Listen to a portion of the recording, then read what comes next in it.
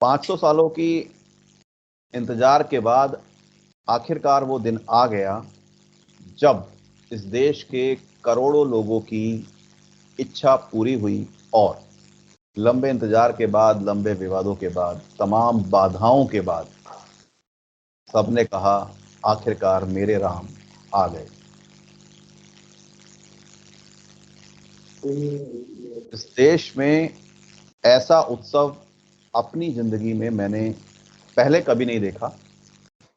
जिस तरीके के कार्यक्रम लोगों ने स्वतः किए, सरकारी कार्यक्रम तो हो ही रहे थे, किंतु जो लोगों के कार्यक्रम थे, लोगों का उत्साह था, उसने लोकसभा चुनाव से पहले एक नई बहस को जन्म दे दिया है कि क्या 2024 में भगवान राम बीजेपी की नैया 400 पार लगा जाएंगे, क्या उससे बड़ी, और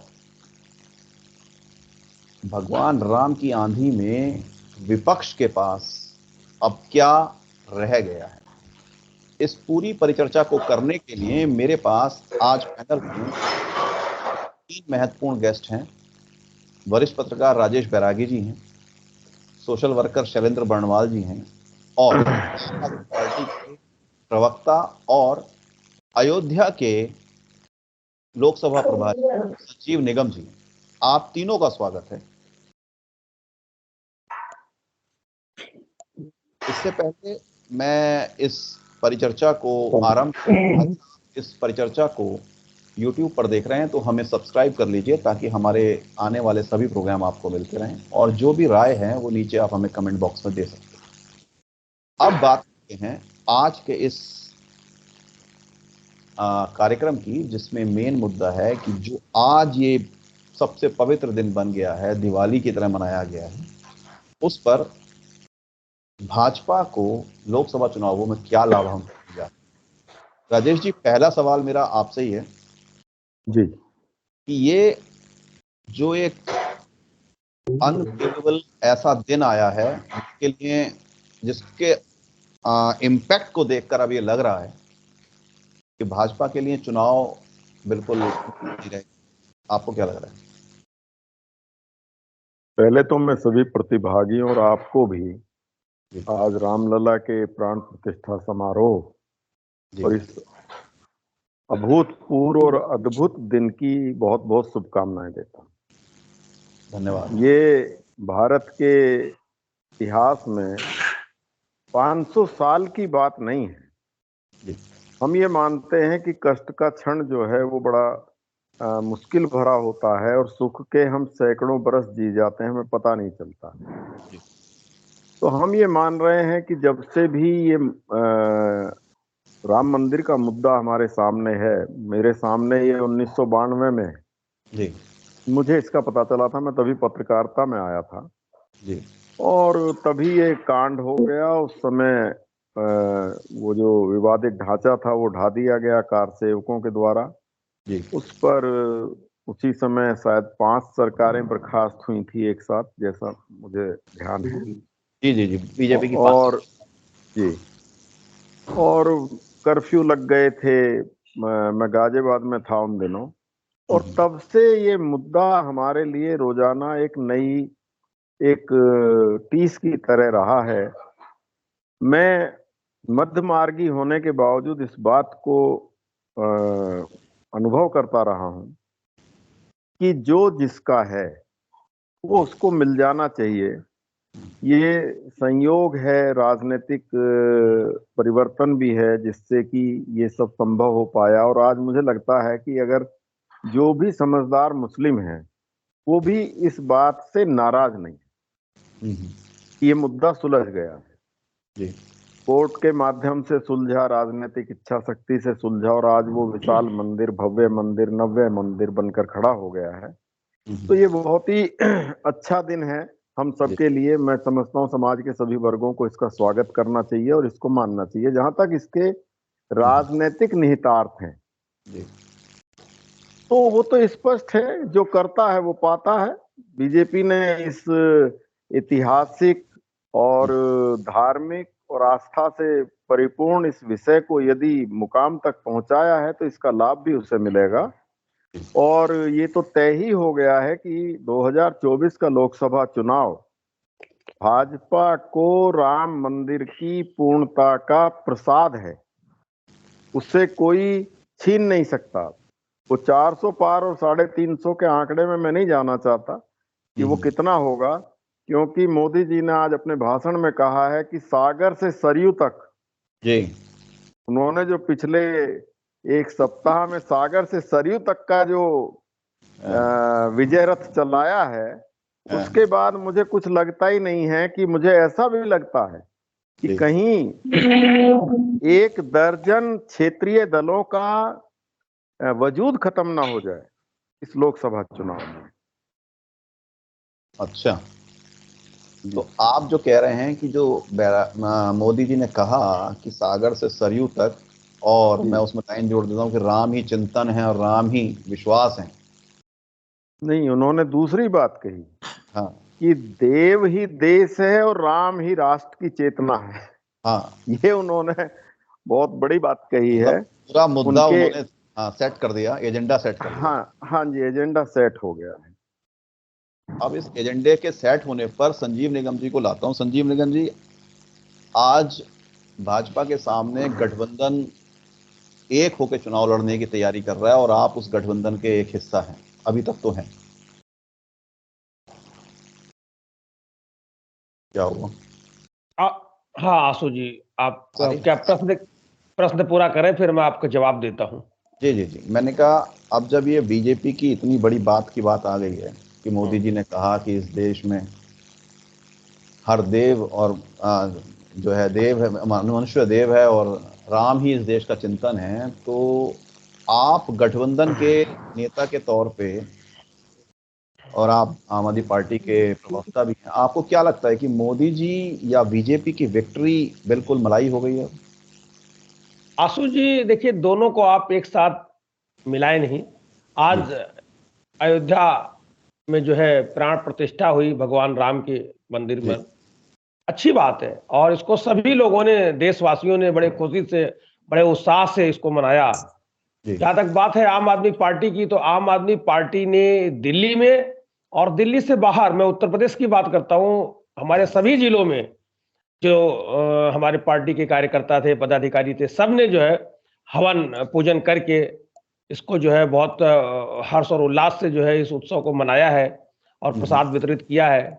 और दिल्ली में तो आप देख ही रहे हैं कि रामलीला का भी आयोजन किया गया पिछले 3 दिनों से, और सुंदरकांड का आयोजन किया जाता है। तो यह निश्चित रूप से ये बहुत, इसमें कोई दो राय नहीं है, हम लोग इसको खुशी से इसको मना रहे हैं। और दिल्ली सरकार आने वाले दिनों में तीर्थ यात्रियों को, बुजुर्गों को, जो बुजुर्ग लोगों को, उनको अयोध्या भी भेजेगी और अन्य तीर्थ स्थानों में भी भेजती रही, अयोध्या भी भेजती रही, लेकिन अब इसकी संख्या कहीं ज्यादा अयोध्या के लिए हो जाएगी। तो ये एक पहलू है।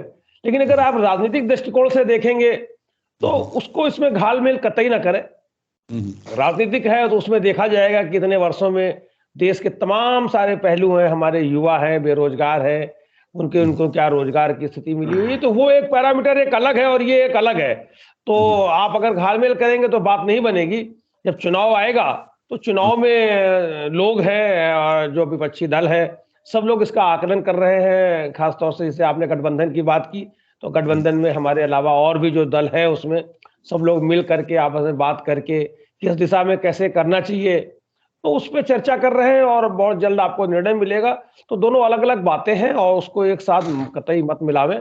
ठीक है, प्रधानमंत्री महोदय है, उन्होंने निश्चित रूप से निगम जी देखिए आपने ये तो कह दिया कि हमें डर नहीं लग रहा है, ठीक, मैं आपकी बात मान गया कि आपको कहना भी पड़ेगा। और पूरे विपक्ष में आप ही अकेली ऐसी पार्टी हैं जिसने हवन कीर्तन करा है और रामलीला भी करवा रहे हैं और सुंदरकांड भी करवा रहे हैं, किंतु जो बाकी विपक्ष है वो इसमें बिल्कुल सांप सूंघ के बैठ गया। खास तौर पे उत्तर प्रदेश के अंदर जो सबसे बड़ी पार्टी है वो आज ज्ञानेश्वर मिश्र की जयंती या पुण्यतिथि मनाने में लगी रही, जनेश्वर में, हाँ जनेश्वर मिश्र की। तो आपको ये कैसे लग रहा है कि ये दबाव है नहीं इसका? हाँ मैं आपको लूंगा, 1 मिनट। देखिए आशु जी, भटनागर जी, इसमें ऐसा है ये जो गठबंधन जो है जो हमारा है, इसमें हम लोग जो पॉलिटिकली किस तरीके से आगे बढ़ेंगे, तो वो एक चूंकि अपनी अपनी पार्टी का अलग अलग एजेंडा भी है, ऐसा नहीं कि हम एक दूसरे में मर्ज हो गए हैं। पार्टियां अलग अलग हैं, कहीं ना कहीं सोच अलग अलग है, तभी तो पार्टियां और दल भी अलग अलग बने हैं। और जब हम एक साथ मिलकर के चुनाव लड़ेंगे तो वो फिर एक कॉमन मिनिमम जो है एक एजेंडा तय होगा, वो तय हो रहा है कि किस तरीके से। तो ठीक है, इसलिए कोई बहुत बड़ी बात नहीं है। मुझे अच्छा लगता है, हमारी पार्टी को अच्छा लगता है, तो पार्टी ने मुझे दायित्व भी दिया। मैं अयोध्या जनपद का एक प्रभारी हूं और प्रदेश का प्रवक्ता पिछले 1 वर्षों से मैं हूं। अच्छा, और मैंने भी छोड़िए पीछे छोड़िए छोड़िए छोड़िए सारी बात, पहले ये बताइए अयोध्या में आज आपको कैसा लगा? हमें तो बहुत अच्छा लगा, यहाँ सारे लोग दिवाली मना रहे हैं। मैं पिछले आज साल नहीं, मैं 3-4 दिनों से अयोध्या में हूँ और बराबर निरंतर मैं जा रहा हूँ। मैंने खुद यहाँ हनुमानगढ़ी में दर्शन किए, मैं अपनी पत्नी के साथ आया हूँ, हम लोगों ने जो है, और बड़ा अच्छा लग रहा है चारों तरफ। और मैं कल या परसों जब भी जो है होगा, तो मैं भगवान राम के भी दर्शन करने जाऊंगा, जो आज जिसकी प्राण प्रतिष्ठा हुई है। कल या ठीक परसों जैसा होगा तो अच्छी बात है, इसमें कोई किसी को एतराज नहीं है, बहुत बढ़िया बात है। ठीक है, बैरागी जी आप कुछ कह रहे थे? मैं ये कहना चाहता था, निगम जी और उनकी पार्टी ने जो इस अवसर पर जगह जगह हवन पूजन किया है, भंडारा किया है, उसके लिए उनको धन्यवाद, बधाई। और मैं मानता हूं कि इस पार्टी को ये सद्बुद्धि रही थोड़ी सी, लेकिन फिर भी मैं ये कहना चाहूंगा कि जब असली मिल रहा हो तो कॉपी कोई नहीं खरीदता।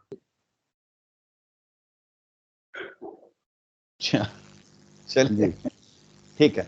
अब मैं शैलेंद्र वर्णवाल जी को ला रहा हूँ। शैलेंद्र जी, आप समाज सेवी भी हैं और इससे पहले आम आदमी पार्टी, समाजवादी पार्टी और कांग्रेस, मतलब घाट घाट का पानी पी के जो है आपने संन्यास लेने जैसी स्थिति कर दी। अब आप विचारक हैं। आपको क्या लग रहा है कि वाकई बीजेपी ने जीत की रेखा खींच दी है, विपक्ष के पास कुछ नहीं बचा है, या फिर अभी कुछ खेल बाकी है? आशु जी, सबसे पहले जो अयोध्या में जो मंदिर में आज प्राण प्रतिष्ठा हुई है, इसके सबको मैं बधाई देना चाहता हूँ। और आपने इसके ऊपर डिबेट किया, इसके लिए भी आपको बहुत बहुत बधाई। देखिए, इसमें ऐसा है कि हर पार्टी का एक अपना एजेंडा है। अब जैसे बीजेपी जो है अपना राम मंदिर को लेकर के चली है, और उसने राम मंदिर, क्योंकि बीजेपी के शासन काल में ही सुप्रीम कोर्ट का निर्णय आया था, और उसी का अनुपालन जो है वो मुस्लिम वर्ग भी किए और हिंदू वर्ग भी किए। क्योंकि हिंदू का वहां पे मंदिर बन रहा है, तो आज का दिन शुभ दिन है, लोग दीपावली मना रहे हैं, हम भी आज जाकर के पूजा पाठ करके आए हैं। कुछ दिन के बाद अयोध्या में भी जो उनका जो जमीन मुस्लिम के लिए जो दिया गया, तो वहाँ मस्जिद भी बनेगा, वो लोग भी करेंगे। वैसे सारा देश इस निर्णय से प्रफुल्लित है, और कहीं भी कोई भी हिंसा की बात नहीं आई थी। चाहे जब वर्डिक्ट आया था तो मुस्लिमों ने भी मेच्योरिटी के साथ इसको एक्सेप्ट किया था, या हिंदू ने भी इसको मेच्योरिटी के साथ एक्सेप्ट किया, हाँ भाई ठीक है, वहां पे मस्जिद बनना चाहिए, कोई दिक्कत नहीं है। तो कहने का मतलब ये है कि 5 साल से लड़ाइयाँ चाहिए, तो लोगों की बात, विचार और स्वभाव में भी परिवर्तन आता है। लोगों को लगता है कि हाँ, क्या सही है क्या गलत है। तो ये भारत की जनता है, ये परिपक्व है, और ये राम मंदिर से बनने से खुश है, और मस्जिद भी जो वहां पर जहाँ बनेगा उससे भी खुश होगी। इसमें कुछ अतिशयोक्ति नहीं है। लेकिन जहां तक राम मंदिर के नाम पे बीजेपी अगर ये ठान ली है कि राम मंदिर के नाम पे ही वो चुनाव जीतेगी, तो शायद उसको भविष्य में हो सकता है कि कुछ अनहोनी भी घट जाए, क्योंकि आप सिर्फ राम मंदिर के नाम पे करते रहेंगे, लोगों को रोजगार नहीं देंगे।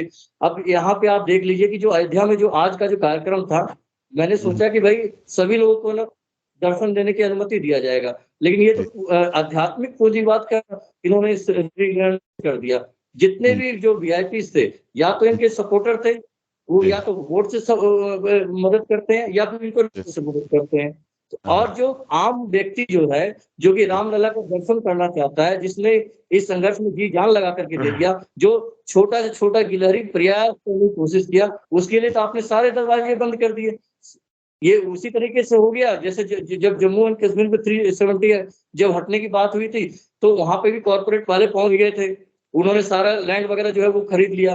अब अयोध्या में भी आप चले जाइए, वहां के आसपास में आज भी जिस तरह से जो धनाढ़ वर्ग और पूंजीपति वर्ग के लोगों को बुलाया गया, चाहे एक्टर्स हो, चाहे बिजनेसमैन हो, जितने भी हैं सारे सेलिब्रिटी जिनके पास पैसा है, सबको पहले ही अयोध्या में दे दिया गया कि भाई आप लोग जाओ, ये जमीन आप खरीद लो, गेस्ट हाउस बना लो, होटल्स बना लो, जो भी कॉमर्शियल एक्टिविटीज है वो आप कर लो, और आम जनता के पास कुछ भी नहीं बचेगा सिवाय दुष्कर्म करने के लिए।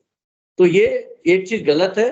अगर आप राम राज चाहते हैं तो राम राज में ये अनइक्वलिटी नहीं थी, ये अनइक्वलिटी नहीं थी। और योगी जी बोलते हैं कि हमारा लॉ एंड ऑर्डर इतना दुरुस्त है कि यहाँ पे एक भी क्रिमिनल्स यूपी में है ही नहीं। तो जब एक भी यूपी में क्रिमिनल्स नहीं है तो आपने आम जनता को वंचित क्यों रखा आज के कार्यक्रम से?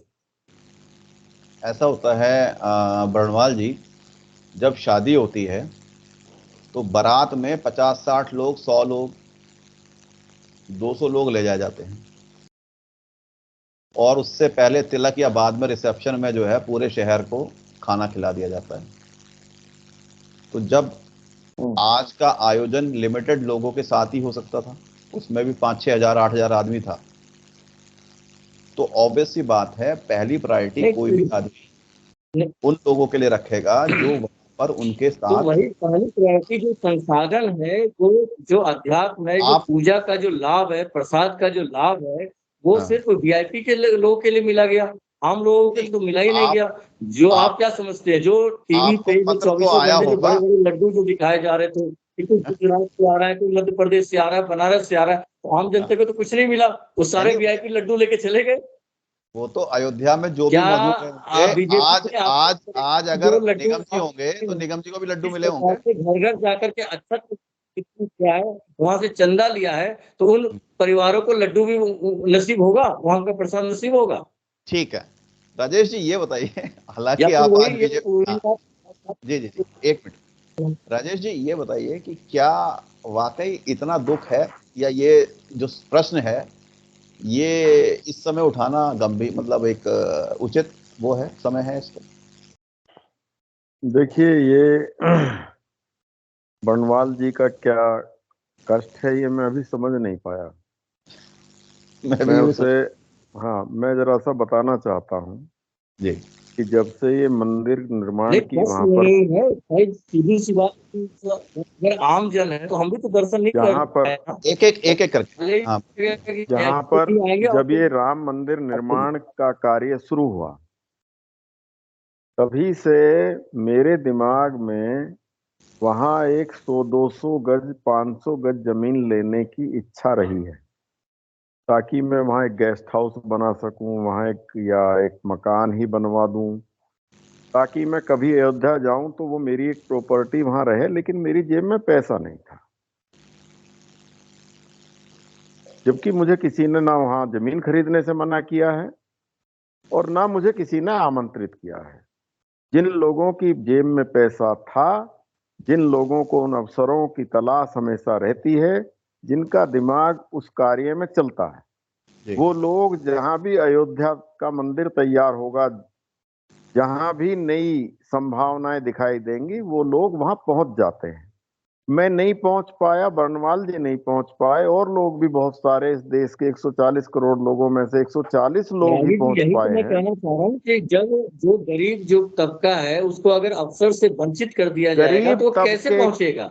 बर्णवाल जी, गरीब तबके को 5 किलो राशन मिल रहा, घर बैठे, वो उसमें खुश है, उसको नहीं, उसका उतना ही हक है। आप बात को दूसरी तरफ ले जा रहे हैं। अयोध्या में जमीन खरीदने का अवसर कभी समाप्त नहीं हुआ, आज भी नहीं हुआ। आपके पास यदि पैसा है तो आप जाकर ले लीजिए। मेरी इच्छा तभी से है जब से मंदिर का शिलान्यास हुआ है कि वहां पर एक जमीन लेकर रखी जाए, लेकिन मेरी जेब में पैसा नहीं। अब रही है आपके दर्शनों की बात, मैं उसका कांग्रेस का एक जिक्र कर दूं, मैं अभी जो है, अभी तो इस प्रकार से लग रहा है कि बीजेपी वाले जो है अयोध्या को पूरा पेटेंट करा लेंगे, मंदिरों को पूरा पेटेंट करा लेंगे। अभी मैं टेलीविजन पे एक पटरी में ये चल रहा था कि राहुल गांधी को मंदिर में जाने से वंचित कर दिया गया।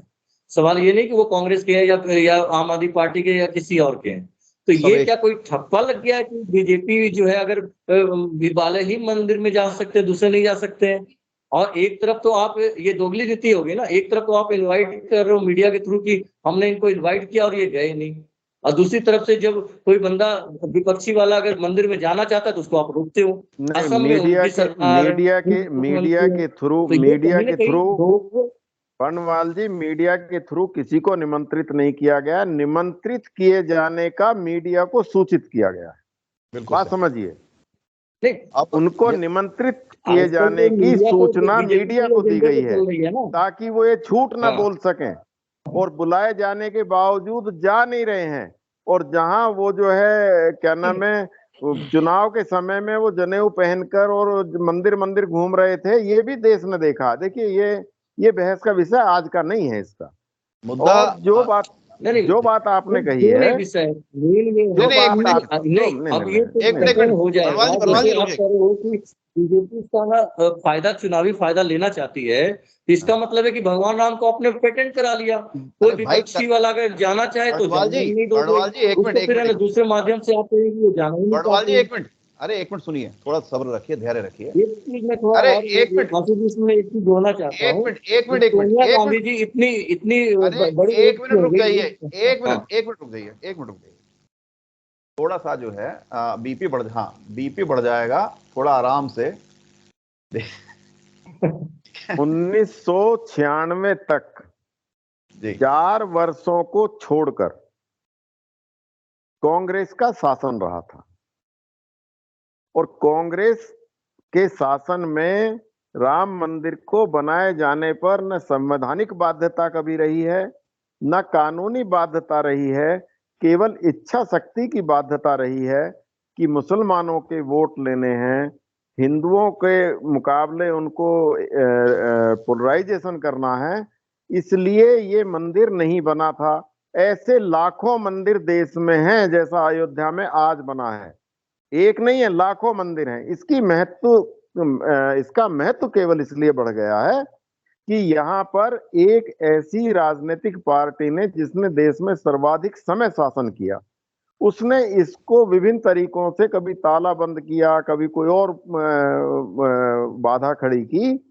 इसलिए भाजपा ने, आप यदि राजनीतिक रुचि वाले व्यक्ति हैं तो आपको ध्यान रखना चाहिए कि अडवाणी जी ने सोमनाथ से जो रथ यात्रा शुरू की, उसके राजनीतिक निहितार्थ थे, और उसका विषय था राम मंदिर का पुनर्निर्माण या राम मंदिर के ताले खोलना। उसके बाद वो गिरफ्तार हो गए बिहार में आकर। उसके बाद वाजपेयी जी ने वहां पर लखनऊ में धरना शुरू कर दिया। उसके बाद कार सेवकों की भीड़ जुटी जिन पर गोलियां चली। उसके बाद कार सेवकों ने उसके तीनों गुंबद ढहा दिए एक दिन 6 दिसंबर 1992 को। ये सब हमने देखा है कि नहीं देखा है? आपकी उम्र इतनी है कि आप जो है उसे याद कर सकते हैं। उसके बाद ये मामला हाई कोर्ट और सुप्रीम कोर्ट तक गया। सुप्रीम कोर्ट के 5 न्यायाधीश थे संभवतः वो, उन्होंने उसको स्पष्ट कर दिया कि इस जगह पर रामलला थे, राम जन्म मंदिर ये है, इसका अधिकार उनको दिया जाता है। उसका जो भी लाभ अब भाजपा अगर ले रही है, तो ना तो कांग्रेस को लेने से किसी ने मना किया था, ना अन्य किसी पार्टी को लेने से मना किया था। और जिसकी सरकार रही थी, जिसके बस की गोली चलवाना था उसने गोली चलवा दी थी, जिसके बस की कर्फ्यू लगाना था उसने कर्फ्यू लगा दिया था, जिसके हाथ में उसका राम मंदिर का भव्य नव्य निर्माण करना था उसने निर्माण कर दिया। गोली चलाने के पीछे भी जो राजनीतिक निहितार्थ थे वो यही थे कि मुसलमानों का वोट आपको इकट्ठा होकर मिल जाएगा। और 1992 की घटना के बाद ये नारा लगा था बनवाल जी, यदि आपको याद हो, कि मिले मुलायम कांसीराम, हवा में उड़ गए जय श्री राम। ये लगा था कि नहीं लगा था? इसी देश में नारा लगा। बिल्कुल, ये उन तो सब चीजों को, नारा है उन ना, सब चीजों को यदि उन अच्छा, राजनीति अच्छा, के एक मिनट। अलावा तो, राजनीति के अलावा तो देश में कुछ होता ही नहीं है। मैं आपको बता दूं कि जो भी देश में तय होगा मेरा वो ये राजनीतिक शक्ति ही तय करेगी। सुप्रीम कोर्ट का जो निर्णय आया था, सुप्रीम कोर्ट का जो निर्णय आया वो आया बीजेपी के काल में, ये बीजेपी के पक्ष में गया। और उसके बाद उन्होंने जो, क्योंकि निर्णय आने के पहले बीजेपी के कोई भी जो पद पे हैं, चाहे राष्ट्रपति, जो आपका मुख्यमंत्री है या फिर जो भी अध्यक्ष है, वो सिर्फ यही कहते रहे कि जब सुप्रीम कोर्ट की, जब लोग उनसे, पत्रकार भी पूछते थे, हो सकता है कि आपने भी पूछा होगा बीजेपी के नेताओं से उस समय, निर्णय कि राम मंदिर कब बनाएंगे, तो उस समय ये बोलते थे जब सुप्रीम कोर्ट का जब वर्डिक्ट आएगा उसी के हिसाब से हम काम करेंगे, ठीक है ना। मतलब सुप्रीम कोर्ट के जज हैं, उनका निर्णायक फैसला राम मंदिर के निर्माण में महत्वपूर्ण कदम था, और उसके बाद ही राम मंदिर बनने का मार्ग प्रशस्त हुआ। तो ये इनके बेनिफिट गया। बीजेपी काल में ये निर्णय नहीं आया, अगर कांग्रेस के काल में आ जाता तो कांग्रेस की सरकार भी इसको, राम मंदिर को बनाती, इसमें आश्चर्य क्या बात है। ये तो बीजेपी का गुजरात है, उनके समय में आ गया। एक मिनट में, और ये पांचों जज मैं रोकना चाहूंगा ऐसा भी हो सकता बहुत देर था। से संजीव निगम जी, एक मिनट बहुत देर ऐसा भी हो सकता था कि कांग्रेस सरकार होती और वो सुप्रीम कोर्ट से अपने निर्णय पर पुनर्विचार की प्रार्थना करती, ये भी हो सकता है। नहीं, ये तो काल्पनिक बात है ना, काल्पनिक बात है। काल्पनिक किसी नहीं है। कांग्रेस ने ये तो नहीं बोला कि राम मंदिर का निर्माण नहीं होना चाहिए, किसी भी नेताओं ने नहीं बोला, चाहे आम आदमी पार्टी हो, चाहे सपा हो, दूसरे प्रतिभागियों को भी हम अवसर दें जी। ठीक, मैं संजीव निगम जी आपको ला रहा हूं, जितना व्यथित शैलेंद्र वर्णवाल जी हैं, क्या विपक्ष की ऐसी ही मानसिकता है? देखिए, अब विपक्ष की अगर आप बात करेंगे, विपक्ष में भाई अलग अलग दल हैं, तो अब सबका सोचना अलग अलग है। जहां तक कि मैं बात करता हूं, तो मैं चूंकि आम आदमी पार्टी का एक संस्थापक सदस्य हूं, शुरू से मैं उसकी जो है कार्यशैली से प्रभावित हूं। जी जी। तो मैं उसके बैनर के तहत जो सोच है मैं उसकी बात करूंगा। भाई सबको अच्छी शिक्षा मिले, सबको अच्छा स्वास्थ्य मिले, जी। ये सोच हमारी पार्टी की आज से नहीं, जब से पार्टी का जन्म हुआ तब से रही है। तो अगर आने वाले समय में ऐसा हो पाता है, वो कोई भी करे, ये कभी नहीं हमने कहा कि आम आदमी पार्टी ही करेगी। जो भी दल इसको करता है देश के लोगों के लिए, देश के बच्चों के लिए, देश विकसित बने, ये सब किए करो, तो उसमें अगर हम लोग भी जो भी कुछ योगदान दे पाते हैं या दे रहे हैं, तो हमारा भी प्रयास एक जारी है, एक राजनीतिक दल के नाते। अब वो हम अकेले कितना दे पाए दिल्ली में, पंजाब में, वो भी आप देख रहे हैं। नहीं, आगे आने वाले हाँ, मेरा जो प्रश्न था बेसिकली वो ये था, आज ये जो राम मंदिर हुआ, जिसका उद्घाटन के बाद पूरा मतलब भारत का कोई हिस्सा ऐसा होगा जो इससे अछूता रहा होगा। जिन पार्टियों ने इसको अछूत मान के दूर रहने की कोशिश करी, उनके भी कार्यकर्ता पार्टी को दूर करके इसमें भाग लेते नजर आए। तो अब मुद्दा ये है कि क्या राजनीतिक दलों के लिए ये जो पूरा प्रभाव पड़ रहा है 2024 में, इसका पड़ने वाला है, इसको लेके कोई डर है, कोई प्लानिंग है, या आप लोगों को लग रहा है कि ये सिर्फ हवा की बातें हैं, जब चुनाव होगा तो फिर हम नए तरीके से करेंगे 20 दिन बाद, 1 महीने बाद? नहीं, देखिए, चुनाव तो आज से क्या 1952 से चुनाव हो रहे हैं, निरंतर हो रहे हैं। अलग अलग मुद्दे समय समय पर आए, उन मुद्दों को ध्यान में रख, और वर्तमान में ठीक है, आज राम मंदिर का निर्माण, आज प्राण प्रतिष्ठा हुई है भगवान के मंदिर में, तो इसका कितना मिलता है कितना नहीं मिलता है, वो मैंने पहले भी अपनी बातचीत में बताया था कि आप दोनों को घालमेल मत करें। ये एक अच्छी बात है, सभी लोग इसका स्वागत कर रहे हैं। शायद ही कोई ऐसा हो जिसने इसको ना, वो आना या पहुंचना वो एक अलग बात है। अब जैसे मैं बात करता हूं अरविंद केजरीवाल जी जो दिल्ली के मुख्यमंत्री है, उनको भी लेकिन आने का था, लेकिन वो कह रहे थे कि मैं अपने परिवार के साथ जाऊंगा। सुनिए मेरी बात सुने, मैं मेरे परिवार के साथ जाऊंगा। तो अब आगे जब भी उनको समय उनको लगेगा ठीक, तो वो अपने परिवार के साथ अपना आएंगे और दर्शन करेंगे। तो ये कोई बात नहीं, जब जिसको जो सुविधा लगे वो आवे और दर्शन करे। अब मैं खुद ही बता रहा हूँ, मैं कल या परसों जाऊंगा, रामलीला के दर्शन करूंगा और फिर आगे का जो है। हाँ, जैसे अभी शैलेंद्र जी कह रहे थे कि भाई वहां गरीबों को प्लॉट नहीं मिले, या भाजपा ने भगवान राम का पेटेंट करा दिया है, गरीबी को मैं ये कहना चाहता हूँ। अरे मतलब जो पार वाले जो दर्शन करने वाले जो होंगे, उनके लिए भी कुछ जगह छोड़ देनी चाहिए, कुछ बिजनेस के पॉइंट ऑफ व्यू से, कुछ सांस्कृतिक कार्यक्रम के पॉइंट ऑफ व्यू से, कुछ राजनीतिक पॉइंट ऑफ व्यू से भी। मैंने वर्णवाल जी, नहीं, एक मिनट, मैंने पहले ही कहा था कि बारात में बड़े सिलेक्टेड लोग जाते हैं, पूरा शहर नहीं जाता है। बाद में सबको तिलक में और रिसेप्शन में खाना खिला दिया जाता है। तो एक ठीक बात है। नहीं, मेरा मेरा मेरा क्यों नहीं मेरा गई? मेरा प्रश्न ये है कि क्या इससे आप ये समझ रहे हैं कि समाज में वोट को लेकर भाजपा के पक्ष में कोई बड़ा माहौल बन रहा है या नहीं बन रहा?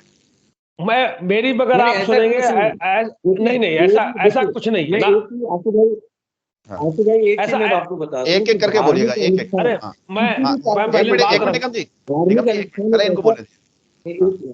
धार्मिक अनुष्ठान एक ऐसा अनुष्ठान होता है, किसी भी पार्टी के लोग कराए, चाहे गली मोहल्ले में कहीं भी होती है, लोग पहुंच जाते हैं। इसमें कोई ऐसा नहीं होता है कि कोई मना करता है कि यहाँ पे राम भगवान की पूजा हो रहा है। कोई भी जाता है तो उसको हम लोग नमस्कार करते ही करते हैं। तो ये तो हमारे संस्कार है। और इसमें सारे जो, चाहे वो यहाँ पे भी जो आपके जो कह रहे थे पूरे देश में जो कार्यक्रम जो कराए गए थे, तो ये क्या सारे बीजेपी वाले कराए थे? नहीं, इसमें सारे पार्टी के लोग जो कराए हैं, लेकिन सब में भीड़ उठती है, क्योंकि श्रद्धा और आस्था का प्रश्न है। इसको आप चुनाव को ना जोड़ा जाए। नहीं, जोड़ना चाहते जोड़े भाई, नहीं, ये चुनाव पे रहेगा। प्लस पॉइंट है। एक मिनट यही रुकिए आप। निगम जी आप बोलिए, आप क्या कह रहे हैं? कोशिश तो करेंगे ही, उनको तो बोलने नहीं, का एक मिनट। काम के नाम पे ही करना है। आसू जी, निगम जी, हाँ, आसू जी, वही अभी देखिए, ये अब जब चुनाव आएंगे इसके बाद निश्चित रूप से महीने 2 महीने 3 महीने में जब भी जो है, ये तो भारत सरकार या चुनाव आयोग तय करेगा कब चुनाव कराना है। अभी वैसे अगर होना चाहिए तो अप्रैल मई में होना चाहिए, लेकिन अभी कुछ पता नहीं है। ये सब चीजें अभी ये गर्व उसमें है कि चुनाव हो अभी हो या 6 महीने बाद हो, अभी कुछ नहीं पता। ये देखते जाइए, अभी एक देश एक चुनाव के लिए कमेटी बैठी हुई है, क्या निर्णय लाती है, आगे क्या आएगा, अभी कुछ नहीं जानकारी है।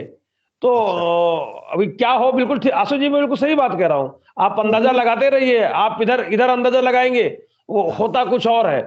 तो अब जब सामने चीजें आएंगी तब उनको देखा जाएगा। लेकिन ये बात बिल्कुल तय है कि इस कार्यक्रम का बीजेपी को, भाई इससे बीजेपी का क्या लेना देना।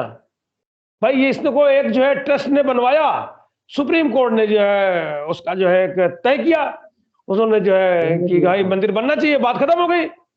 बीजेपी का इसमें क्या है? ठीक है वो सरकार है, बाद में इसमें भारत सरकार में बीजेपी के लोग बैठे हुए हैं, उत्तर प्रदेश में भी है, तो वो कोई बहुत बात नहीं है। इसका चुनावों में आपने देश के लिए और ओवरऑल क्या किया है, कितने हमारे लोगों को रोजगार दिया है, और दूसरे तरीके से क्या आपने जो है विकसित देश होने के लिए किया है, तो वो सब चीजें हैं, गौर की जाएंगी और लोग तब आपको वोट देंगे। हाँ, 5 साल पहले 2019 का जब इलेक्शन होने वाला था, हाँ जी, फरवरी के महीने में पुलवामा का हमला हुआ था। और मतलब पुलवामा पहले हुआ था, फिर आपका जो है सर्जिकल स्ट्राइक हो गई, और उसमें आपकी पार्टी के अध्यक्ष जी ने तो जो है, जो आपके मुख्यमंत्री भी हैं, उन्होंने सबूत भी मांगे थे शुरू में। लेकिन उसके बाद जब चुनाव हुआ मार्च अप्रैल मई में, मार्च से शुरू हुआ था, 10 मार्च से शुरू हुआ था, और मेरे ख्याल से शायद मई फर्स्ट वीक में आखिरी चुनाव। तो जो तब भी आप लोग ऐसी ही बातें कर रहे थे कि इनका इन सब चीजों से कोई मतलब नहीं है, लेकिन जो रिजल्ट आया वो आपकी अपेक्षा के अनुरूप नहीं था। तो क्या आपको लग रहा है कि ये आप जो बातें कह रहे हैं, मैं बार बार अभी मैं थोड़ा सा समझने की कोशिश कर रहा था, कहीं तो आपको डर लग रहा है कि उस आदमी का पता नहीं है कर क्या देगा, अभी करेगा 6 महीने बाद करेगा एक, और दूसरी तरफ आप कह रहे हैं कि भाई ये जो राम मंदिर है इसमें इन्होंने कराई क्या है, ये तो ट्रस्ट ने किया है, इनका तो कुछ है नहीं। तो ये क्या ऐसा तो नहीं है, भ्रम की स्थिति हो गई है? देखिए 2019 से तुलना करेंगे, इसीलिए इसीलिए जो है, जो इंडिया, जो INDI इसको आप कहते हैं, ये बना है इसीलिए बना है कि इस बार तमाम थोड़ा सा अलग अलग विचारधारा वाले दल भी एक साथ मिल करके कॉमन मिनिमम प्रोग्राम बना करके हम आगे कैसे बढ़े देश को। भाई देश का जो मूल संविधान है उसके तो सभी लोग सम्मान करेंगे। आज स्थिति है हमारा संविधान खतरे में है, और कोई दिक्कत वाली बात नहीं है। आगे आइए, सब चीजें आप बदल रहे हैं, जो हमारा मूल संविधान है उसे आप थोड़ी बदल देंगे। इस बात की तकलीफ है, इस बात की तकलीफ है, उस बात की। अभी आप मूल संविधान तो इस देश में 1976 में आपातकाल के दौरान बदल दिया गया था, और उसके अलावा भी कम से कम 400 अमेंडमेंट इस संविधान में हो चुके हैं। जहां जरूरी है वहां तो होंगे ही संशोधन, लेकिन सबसे बड़ी आप बिल्कुल जो है आप उसकी जो है जो संरचना है उसे थोड़ी आप बदल दोगे। तो इस समय ये जो महसूस किया जा रहा है, जो अलग-अलग सोच के जो है जो राजनीतिक दल हैं दूसरे, वो सब महसूस कर रहे हैं कि इस बात की प्रबल संभावना है कि आगे चुनाव ही ना हो।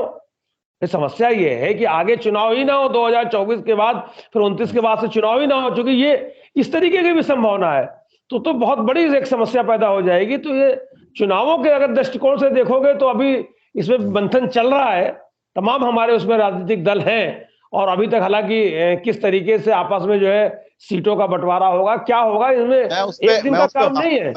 मैं उस पर बाद में मंथन चल रहा है और एक अच्छा जो है एक आएगा, जब हम चुनाव का वक्त आएगा तो 1 to 1 जब होगा मुकाबला, तो आपको निर्णय देखने को मिलेगा कि 2019 में क्या था और 2024 में क्या है। लेकिन ये 19 के तरीके नहीं होगा, ये इस तरीके से नहीं होगा। इसमें जो है बहुत आपको जो है जो परिणाम मिलेंगे वो आपको भी जब चुनाव आएगा तो आप नतीजे आप भी देखिएगा किस तरीके से परिणाम आएंगे। तो अच्छा ठीक आप है, समय का इंतजार करें। बिल्कुल बिल्कुल, मैं राजेश बैरागी जी को ला रहा हूँ वापस। राजेश जी,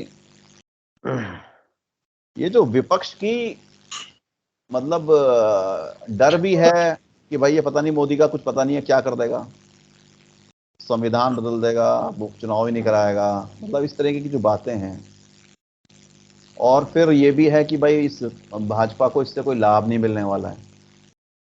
इसको आपको क्या लग रहा है इससे कि ये मतलब क्या दिशाहीनता है? मैं सीटों के बंटवारे पे तो अभी बाद में आऊंगा। दरअसल ये राजनीतिक दलों के लोगों की जी अपने अपने दलों की विचारधारा के साथ जी एक प्रतिबद्धता होती है और वो प्रतिबद्धता यहाँ तक होती है कि सच चाहे जो हो, लेकिन हमें अपने दल की जो विचारधारा है, ये जो लाइन है, उसके साथ रहना है। एक बात तो यह है। दूसरी बात यह है कि राजनीतिक लोग इस दुनिया में सबसे सख्त जान होते हैं।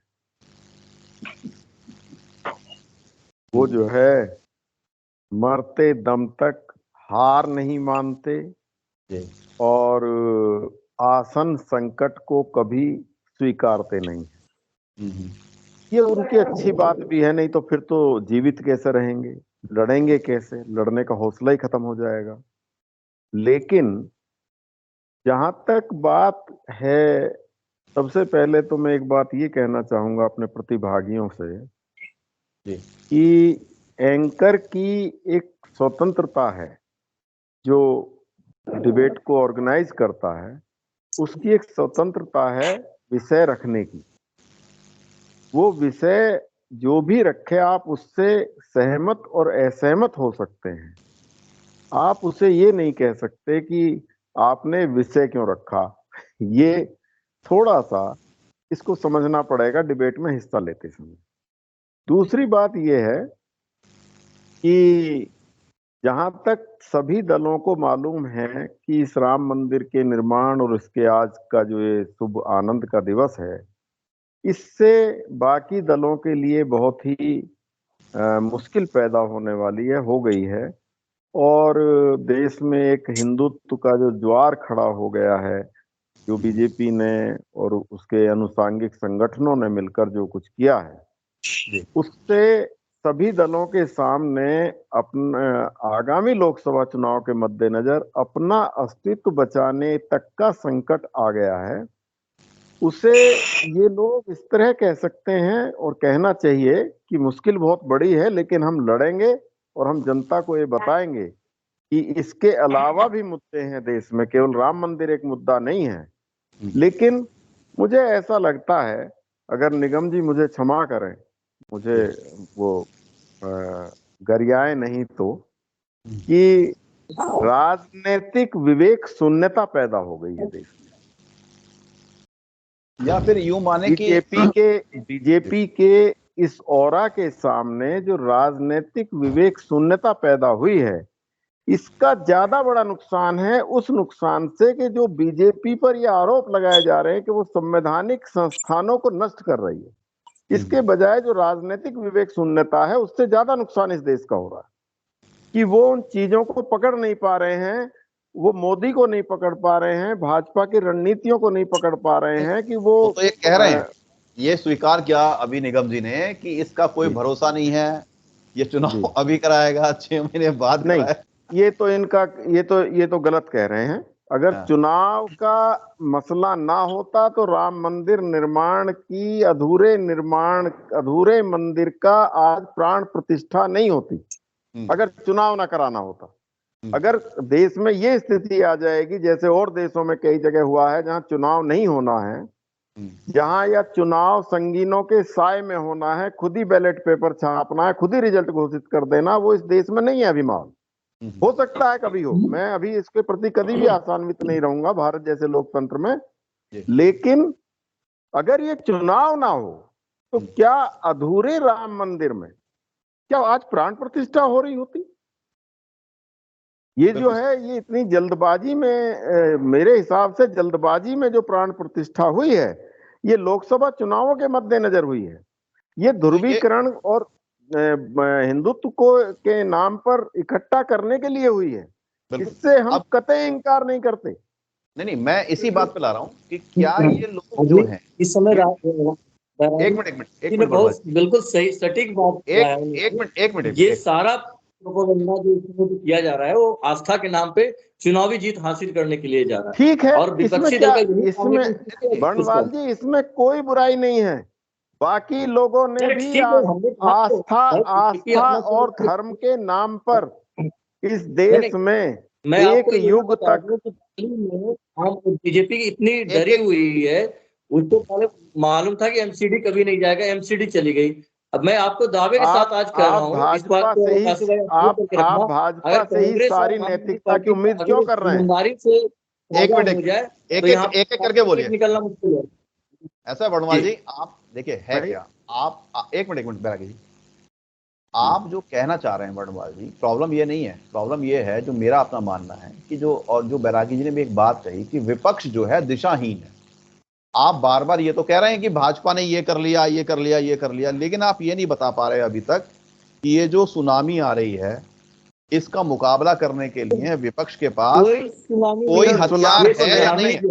अच्छा सुनामी नहीं है, वो अपने वोट करेंगे मंदिर के नाम पे, एक बहुत ज्यादा श्रद्धालु कर सकते हैं। ठीक है बोलिए बैरागी जी। नागर जी, सुनामी को देखकर किसी को कुछ सूझता है क्या?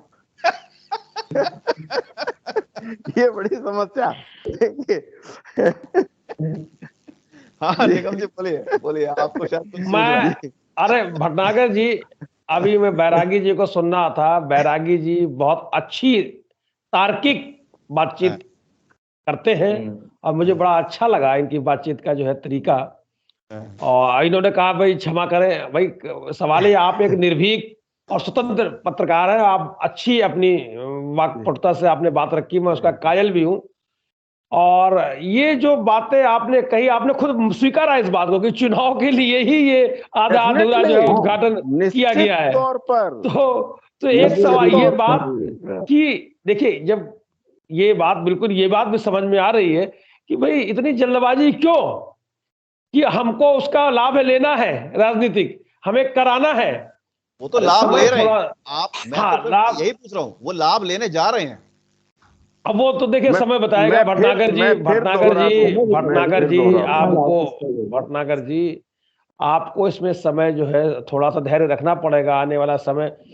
ये बैरागी जी, मैं ये कतई मानने को तैयार नहीं हूं कि राजनीतिक जो है ये जो इस समय जो देश में जो सत्ता है भारतीय जनता पार्टी के शासित मोदी जी द्वारा जिसका नेतृत्व हो रहा है, कि एजेंसियों का तो दुरुपयोग हुआ है भाई, ये मानना पड़ेगा।